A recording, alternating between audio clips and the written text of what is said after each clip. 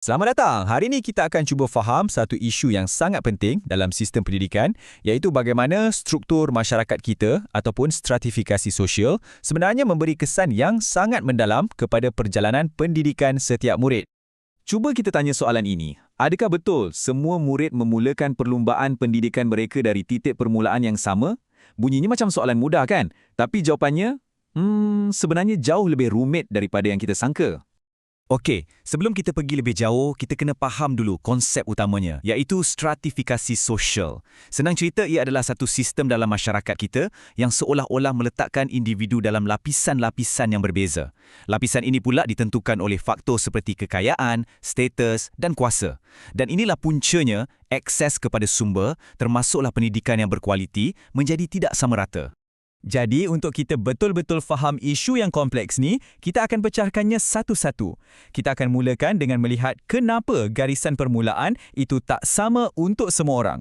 Kemudian, kita akan jelajahi kesannya kepada institusi sosial, sekolah, peranan keluarga dan akhir sekali, masyarakat. Di penghujungnya nanti, kita akan cuba satukan semua ini untuk lihat gambaran yang lebih besar tentang sebuah ekosistem pendidikan yang adil. Jom kita mula. Lapisan pertama, institusi sosial. Kenapa kita mula dari sini? Sebab di sinilah akar umbi ketidaksamaan itu bermula. Institusi pendidikan kita ini, ia bukanlah sebuah ruang yang neutral. Ia sebenarnya adalah cerminan kepada struktur masyarakat yang lebih luas, di mana perbezaan peluang tu dah pun wujud sejak dari awal lagi. Dan perbezaan ini memang ketara. Di satu sisi, kita ada murid yang datang ke sekolah dengan pelbagai kelebihan. Sokongan keluarga yang stabil, sumber pembelajaran yang lengkap. Di sisi yang lain pula, ada murid yang dah pun berdepan dengan pelbagai kekangan sebelum mereka berpeluang untuk membuktikan kebolehan sebenar mereka di dalam bilik darjah. Dan ini bukanlah sesuatu yang berlaku sekelip mata. Kajian pun menunjukkan benda yang sama. Ketidaksamaan ini sebenarnya berkembang perlahan-lahan. Ia adalah hasil gabungan pelbagai faktor daripada status ekonomi keluarga sehinggalah kepada persekitaran di rumah yang semuanya saling berkait dan akhirnya melebarkan lagi jurang yang sedia ada.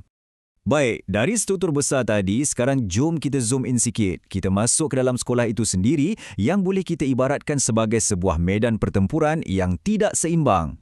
Di sini, penting untuk kita faham yang status sosioekonomi ni bukan sekadar soal wang. Tak.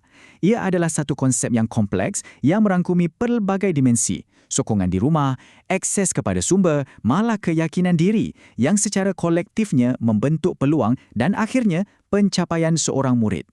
Jadi, apakah realiti yang dihadapi oleh sekolah-sekolah di komuniti berpendapatan rendah? Mereka bergelut dengan jurang digital, sokongan akademik yang terhad di rumah dan motivasi murid yang tak menentu. Malah, jangkaan guru terhadap murid pun kadang-kadang boleh dipengaruhi secara tak sedar oleh latar belakang sosial mereka, lantas mewujudkan pengalaman pembelajaran yang tak sama rata.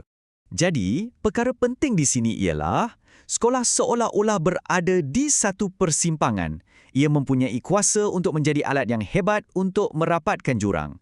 Tapi, kalau tak diuruskan dengan baik, ia juga boleh menjadi satu mekanisme yang hanya mengukuhkan lagi ketidaksamaan yang sedia ada dalam masyarakat kita. Sekarang, kita beralih pula kepada institusi yang paling asas dalam hidup seorang murid, iaitu keluarga. Peranannya sangat-sangat kritikal dalam membentuk perjalanan pendidikan mereka.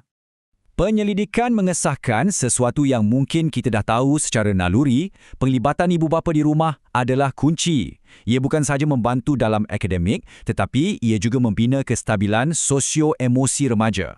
Inilah asas penting untuk kejayaan mereka di sekolah dan juga dalam kehidupan. Tapi, disebabkan stratifikasi sosial, keupayaan setiap keluarga untuk memberi sokongan ini adalah berbeza. Ada keluarga yang mampu sediakan ruang belajar yang kondusif dan ada masa berkualiti untuk bimbingan. Manakala keluarga yang kurang berkemampuan mungkin terpaksa bergelut hanya untuk menyediakan keperluan-keperluan asas ini. Dan inilah realiti yang perlu kita hadapi. Apa sahaja jurang yang bermula di rumah, sama ada dari segi sumber atau sokongan, ia akan dibawa dan dizahirkan semula di dalam persekitaran sekolah. Sekarang, mari kita zoom out dan lihat gambaran yang lebih besar. Pendidikan ini tidak berlaku dalam vacuum. Ia wujud dalam konteks masyarakat. Dan masyarakat inilah yang membentuk nilai dan aspirasi seorang murid. Ini membawa kita kepada satu idea yang sangat penting. Kita tak boleh lihat sekolah, keluarga dan komuniti sebagai entiti yang terasing. Hubungan yang harmoni antara ketiga-tiga komponen ini adalah ramuan penting untuk sebuah sistem pendidikan yang adil. Tapi hubungan inilah yang sering kali diabaikan atau terputus. Graf ini menggambarkan perbezaannya dengan sangat jelas. Dalam komuniti yang menghargai pendidikan, murid menerima dorongan sosial yang kuat dan melihat sekolah sebagai jalan untuk maju. Sebaliknya, dalam komuniti yang terpinggir akibat ketidaksamaan yang berpanjangan, kepercayaan terhadap sekolah sebagai ejen perubahan mungkin sudah mula terhakis. Selepas meneliti semua lapisan ini, jelaslah kita tak boleh melihatnya secara berasingan. Sebaliknya, kita perlu faham semua ini sebagai satu ekosistem pendidikan yang saling berkaitan. Jadi, kalau kita gabungkan semua sekali, kita akan nampak satu gambaran besar. Semuanya bermula dengan struktur sosial yang lebih luas. Struktur ini kemudiannya akan membentuk asas yang dibina dalam unit keluarga, sama ada ianya kukuh ataupun rapuh. Dan asas ini pula dibawa masuk ke dalam persekitaran sekolah yang boleh sama ada memperbaikinya atau memburukkannya. Dan akhirnya kesemua ini dibentuk dan dipengaruhi oleh nilai serta harapan masyarakat di sekelilingnya. Jadi nampak kan, tak ada satu pun komponen ini yang wujud secara terasing. Jadi, apakah kesimpulan pentingnya? Pertama, sekolah bukanlah sebuah vakum. Ia adalah cerminan masyarakat. Kedua, keluarga, sekolah dan komuniti membentuk satu sistem yang tak boleh dipisahkan.